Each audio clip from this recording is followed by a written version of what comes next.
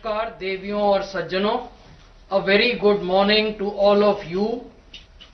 कोविड-19 vaccination कार्यक्रम के देशव्यापी प्रारंभ के अवसर पर राष्ट्र के नाम संदेश हेतु हम परम आदरणीय प्रधानमंत्री जी से कृपा पूर्वक आग्रह करते हैं।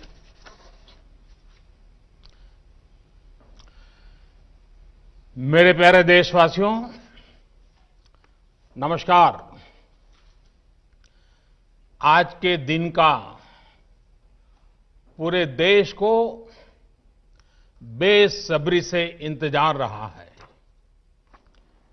कितने महीनों से देश के हर घर में बच्चे, बूढ़े, जवान सभी की जुबान पर यही सवाल था कि कोरोना की वैक्सीन कब आएगी।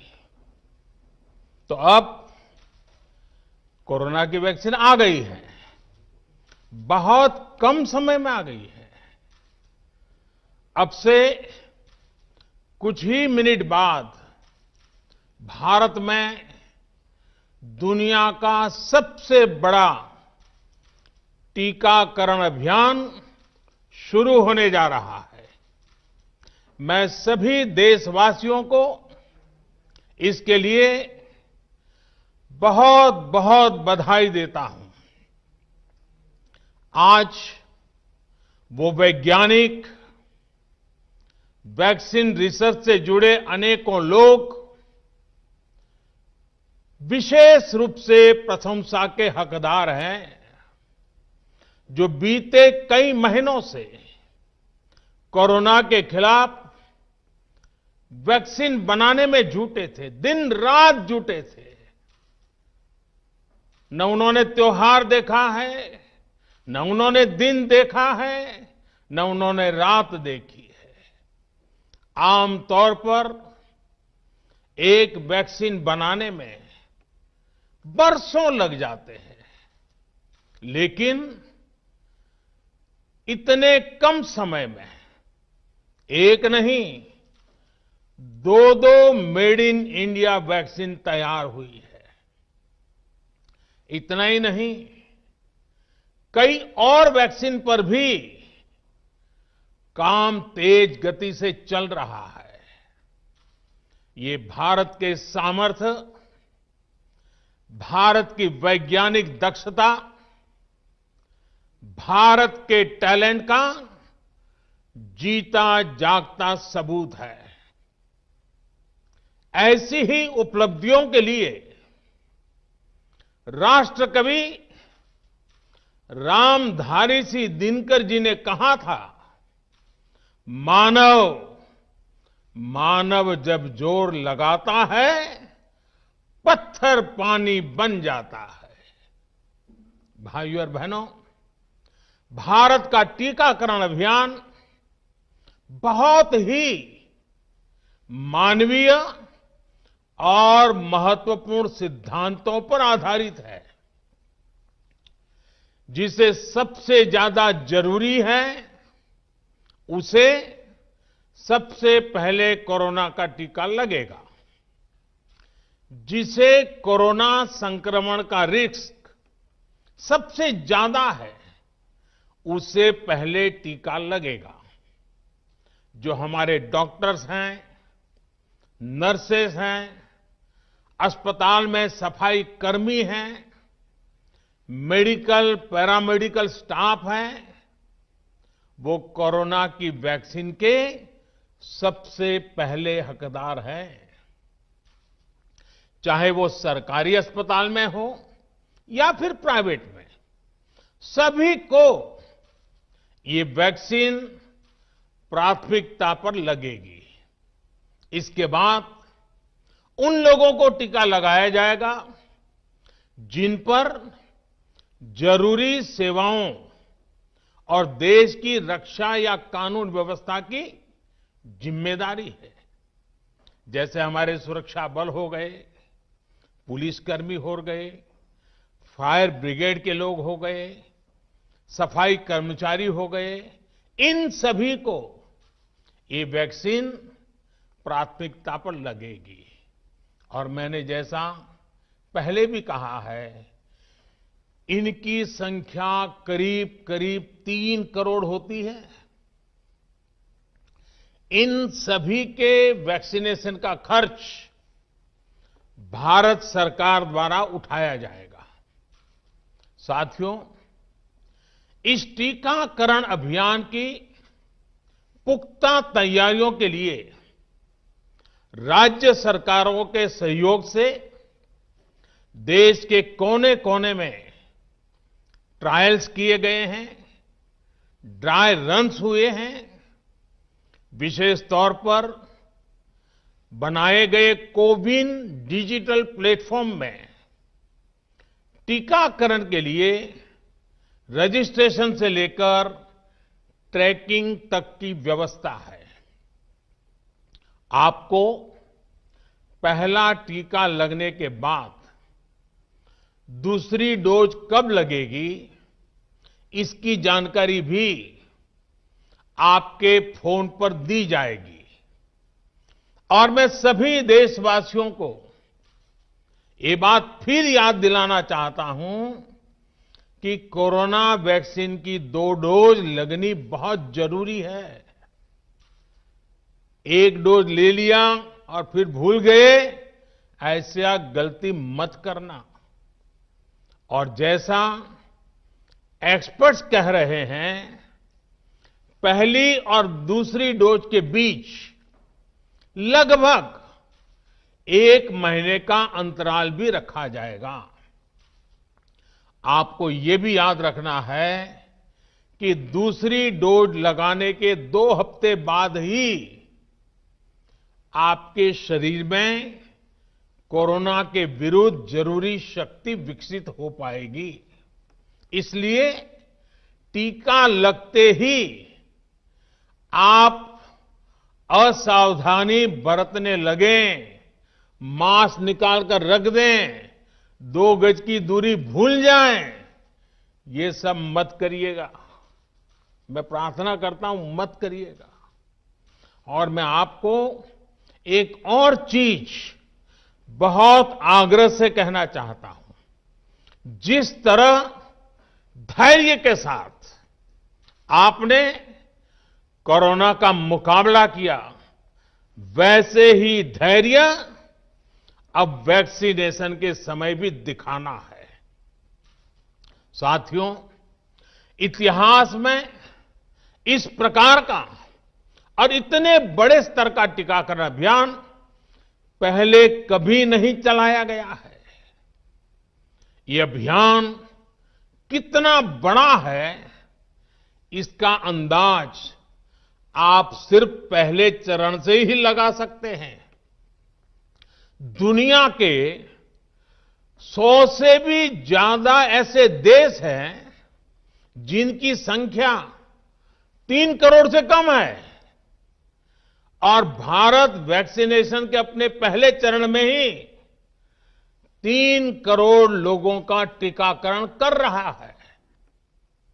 दूसरे चरण में हमें इसको 30 करोड़ की संख्या तक ले जाना है।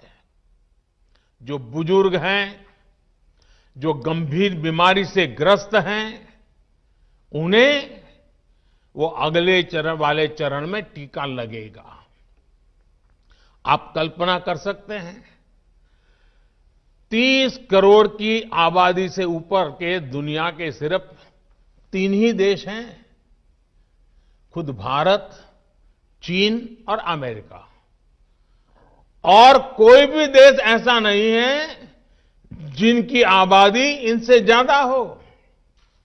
इसलिए भारत का टीकाकरण अभियान इतना बड़ा है, और इसलिए ये अभियान भारत के सामर्थ्य को दिखाता है।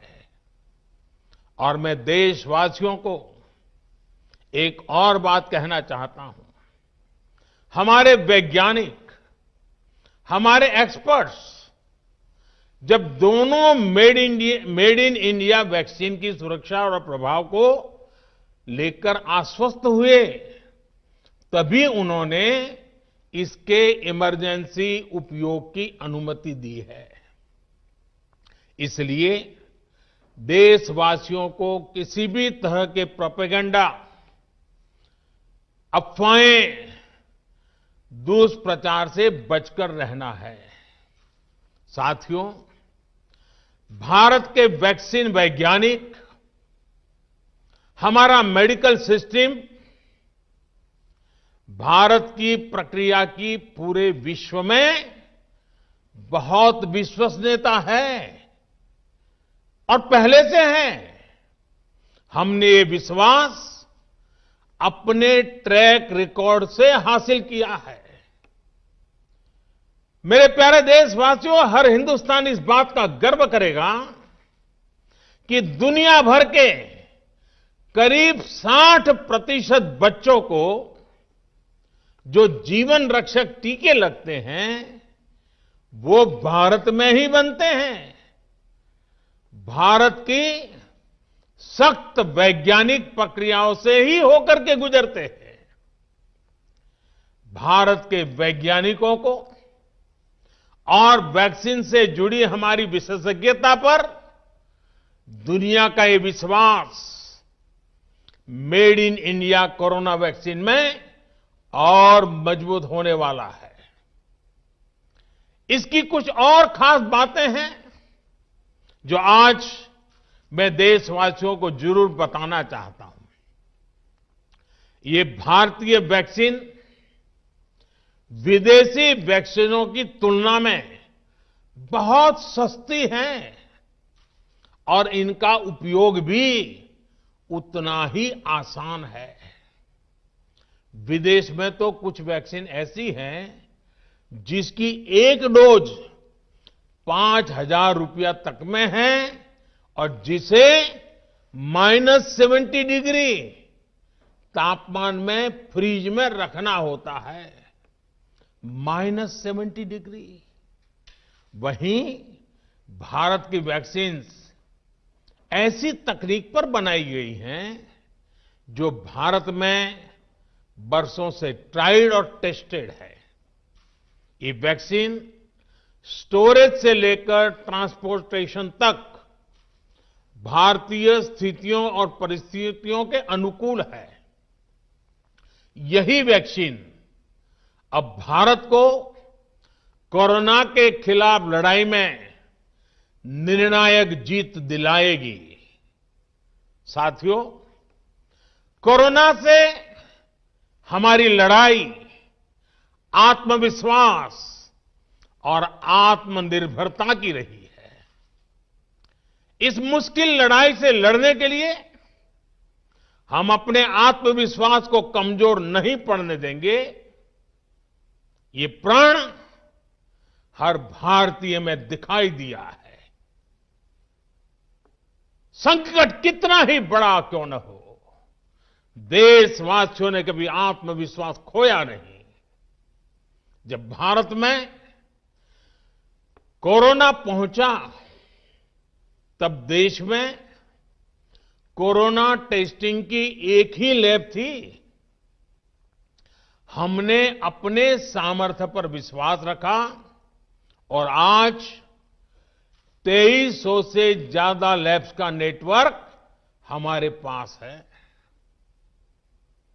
शुरुआत में हम mask, PPE kit, testing kits, ventilators जैसे जरूरी सामान के लिए भी विदेशों पर निर्भर थे। आज इन सभी सामानों के निर्माण में हम आत्मनिर्भर हो गए हैं और इनका निर्यात भी कर रहे हैं। आत्मविश्वास और आत्मनिर्भरता की इसी ताकत को हमें टीकाकरण के इस दौर में भी सशक्त कर रहा है। साथियों, महान तेलुगु कवि श्री गुराजाड़ा अप्पा राव ने कहा था, सौंत लाभम कौंत मानुको सौंत लाभ कौंत मानुको पौरु गुवाडिकी तोड़ू पाडबोय देश मंटे मट्टी कादोई देश मंटे मनुष्य लोय यानी हम दूसरों के काम आए ये निस्वार्थ भाव हमारे भीतर रहना चाहिए। राष्ट्र सिर्फ मिट्टी, पानी, कंकड़, पत्थर से नहीं बनता, बल्कि राष्ट्र का अर्थ होता है हमारे लोग। कोरोना के विरुद्ध लड़ाई को संपूर्ण देश ने इसी भावना के साथ लड़ा है। आज जब हम बीते साल को देखते हैं तो एक व्यक्ति के रूप में, एक परिवार के रूप में, एक राष्ट्र के रूप में हमने बहुत कुछ सीखा है, बहुत कुछ देखा है, जाना है, समझा है।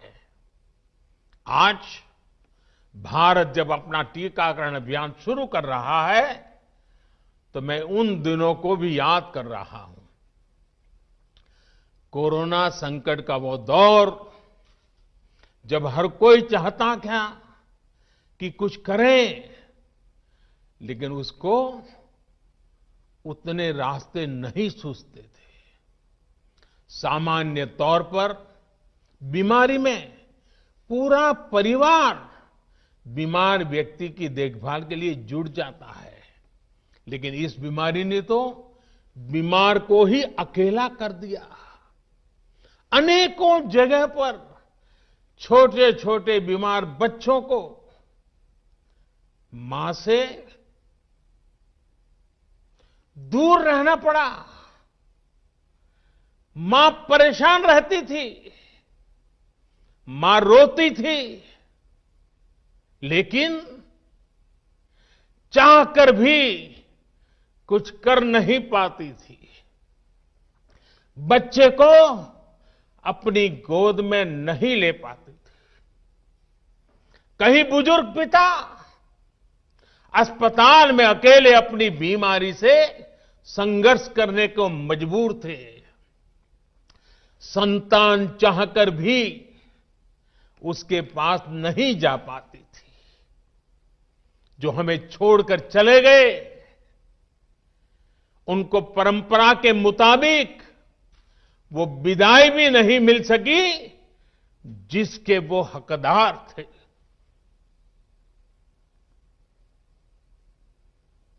जितना हम उस समय के बारे में सोचते हैं, मन सिहर जाता है, उदास हो जाता है। लेकिन साथियों, संकट के उसी समय में, निराशा के उसी वातावरण में कोई आशा का भी संचार कर रहा था। हमें बचाने के लिए अपने प्राणों को संकट में डाल रहा था। हमारे doctor, nurse, paramedical staff, ambulance driver, ASHA worker, सफाई कर्मचारी, पुलिस के साथी और दूसरे फ्रंटलाइन वर्कर्स, उन्होंने मानवता के प्रति अपने दायित्व को प्राथमिकता दी। इनमें से अधिकांश तब अपने बच्चों, अपने परिवार से दूर रहे, कई कई दिन तक घर नहीं गए।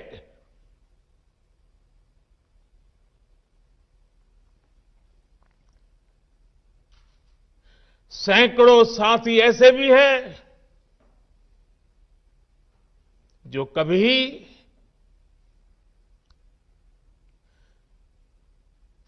घर वापस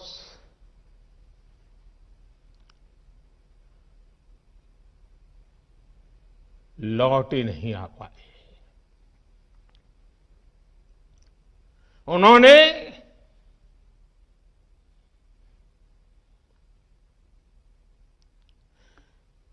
एक एक जीवन को बचाने के लिए अपना जीवन आहूत कर दिया। इसलिए आज कोरोना का पहला टीका स्वास्थ्य सेवा से जुड़े लोगों को लगाकर एक तरह से समाज अपना ऋण चुका रहा है। ये टीका उन सभी साथियों के प्रति कृतज्ञ राष्ट्र की आदरांजलि भी है। भाइयों और बहनों, मानव इतिहास में अनेक विपदाएं आई, महामारियां आई, भीषण युद्ध हुए, लेकिन कोरोना जैसी चुनौती की किसी ने कल्पना नहीं की थी। ये एक ऐसी महामारी थी जिसका अनुभव ना तो साइंस को था, ना ही सोसाइटी को था। तमाम देशों से जो तस्वीरें आ रही थी, वो खबरें आ रही थी, वो पूरी दुनिया के साथ साथ हर भारतीय को विचलित कर रही थी। ऐसे हालात में दुनिया के बड़े बड़े एक्सपर्ट्स भारत को लेकर तमाम आशंकाएं जता रहे थे। लेकिन साथियों, भारत की जिस बहुत बड़ी आबादी को हमारी कमजोरी बताया जा रहा था, उसको ही हमने अपनी ताकत बना दिया। भारत ने संवेदनशीलता और सहभागिता को लड़ाई का आधार बनाया। भारत ने 24 घंटे सतर्क रहते हुए, हर घटनाक्रम पर नजर रखते हुए सही समय पर सही फैसले लिए। 30 जनवरी को भारत में कोरोना का पहला मामला मिला, लेकिन इसके 2 सप्ताह से भी पहले भारत एक हाई लेवल कमिटी बना चुका था। पिछले साल आज का ही दिन था जब हमने बाकायदा सर्वेलांस शुरू कर दिया था। 17 जनवरी 2020 वो तारीख थी जब भारत ने अपनी पहली एडवाइजरी जारी कर दी थी। भारत दुनिया के उन पहले देशों में से था जिसने अपने एयरपोर्ट्स पर यात्रियों की स्क्रीनिंग शुरू कर दी थी। साथियों, कोरोना के खिलाफ लड़ाई में भारत ने जैसी इच्छा शक्ति दिखाई है, जो साहस दिखाया है, जो सामूहिक शक्ति का परिचय करवाया है, वो आने वाली अनेक पीढ़ियों के लिए प्रेरणा का काम करेगा। याद कीजिए, जनता कर्फ्यू कोरोना के विरुद्ध हमारे समाज के संयम और अनुशासन का भी परीक्षण था, जिसमें हर देशवासी सफल हुआ। जनता कर्फ्यू ने देश को मनोवैज्ञानिक रूप से लॉकडाउन के लिए तैयार किया। हमने ताली, थाली और दिया जलाकर देश के आत्मविश्वास को ऊंचा रखा। साथियों, कोरोना जैसे अनजान दुश्मन जिसके एक्शन रिएक्शन को बड़े बड़े सामर्थ्यवान देश नहीं भांप पा रहे थे, उसके संक्रमण को रोकने का सबसे प्रभावी तरीका ही यही था कि जो जहां है वो वहीं रहे। इसलिए देश में लॉकडाउन का फैसला भी किया गया। यह निर्णय आसान नहीं था। इतनी बड़ी आबादी को घर के अंदर रखना असंभव है, इसका हमें एहसास था। और यहां तो देश में सब कुछ बंद होने जा रहा था, लॉकडाउन होने जा रहा था। इसका लोगों की रोजी रोटी पर क्या प्रभाव पड़ेगा, अर्थव्यवस्था पर क्या प्रभाव पड़ेगा, इसका आकलन भी हमारे सामने था। लेकिन देश ने जान है तो जहान है के मंत्र पर चलते हुए प्रत्येक भारतीय का जीवन बचाने को सर्वोच्च प्राथमिकता दी। और हम सभी ने ये देखा है कि कैसे तुरंत ही पूरा देश, पूरा समाज इस भावना के साथ खड़ा हो गया।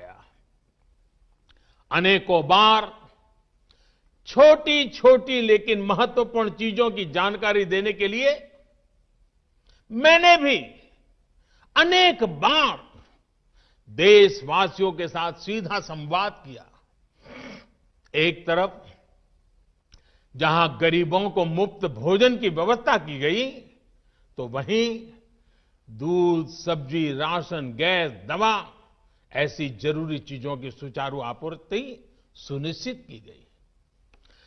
देश में व्यवस्थाएं ठीक से चले, इसके लिए गृह मंत्रालय ने 24/7 कंट्रोल रूम शुरू किया, जिस पर हजारों कॉल्स का जवाब दिया गया, लोगों को समाधान दिया गया। साथियों, कोरोना के विरुद्ध इस लड़ाई में हमने कदम कदम पर दुनिया के सामने उदाहरण प्रस्तुत किया है। ऐसे समय में जब कुछ देशों ने अपने नागरिकों को चीन में बढ़ते कोरोना के बीच छोड़ दिया था, तब भारत चीन में फंसे हर भारतीय को वापस लेकर आया।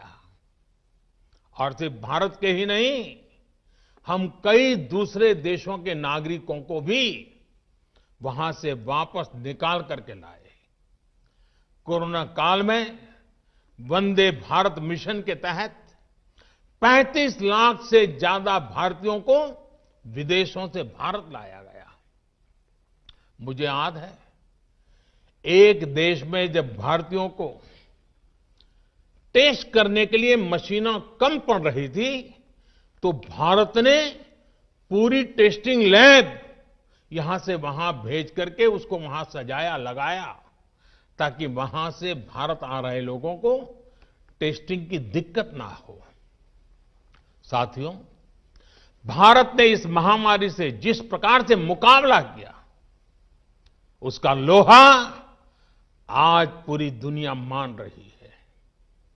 केंद्र और राज्य सरकारें, स्थानीय निकाय, हर सरकारी संस्थान, सामाजिक संस्थाएं कैसे एकजुट होकर बेहतर काम कर सकते हैं, ये उदाहरण भी भारत ने दुनिया के सामने रखा। इसरो, डीआरडीओ, फौज से लेकर किसानों और श्रमिकों तक सभी एक संकल्प के साथ कैसे काम कर सकते हैं, ये भारत ने दिखाया है। 2 गज की दूरी और मास्क है जरूरी, उस पर फोकस करने वालों में भी भारत अग्रणी देशों में रहा। भाइयों और बहनों, आज इन्हीं सब प्रयासों का परिणाम है कि भारत में कोरोना से होने वाली मृत्यु की दर कम है और ठीक होने वालों की दर बहुत अधिक है। देश के कई जिले ऐसे हैं जहां एक भी व्यक्ति को हमें कोरोना की वजह से खोना नहीं पड़ा। इन जिलों में हर व्यक्ति कोरोना से ठीक होने के बाद अपने घर पहुंचा है। बहुत से जिले ऐसे भी हैं जहां बीते 2 सप्ताह से कोरोना संक्रमण का एक भी केस नहीं आया है। जहां तक कि लॉकडाउन के से प्रभावित अर्थव्यवस्था की रिकवरी में भी भारत दुनिया में आगे निकल रहा है।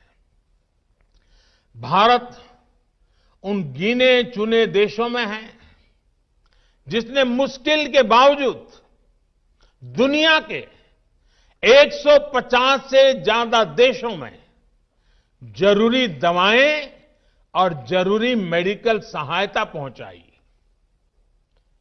पैरासिटामोल हो, हाइड्रोक्सी क्लोरोक्विन हो, टेस्टिंग से जुड़ा सामान हो, भारत ने दूसरे देश के लोगों को भी बचाने की हर संभव कोशिश की।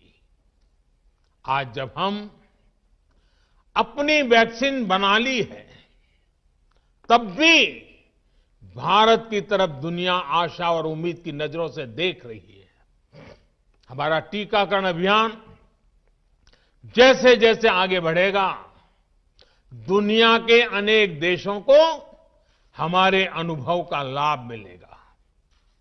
भारत की वैक्सीन, हमारी उत्पादन क्षमता पूरी मानवता के हित में काम आए, ये हमारी प्रतिबद्धता है। भाइयों और बहनों, ये टीकाकरण अभियान अभी लंबा चलेगा।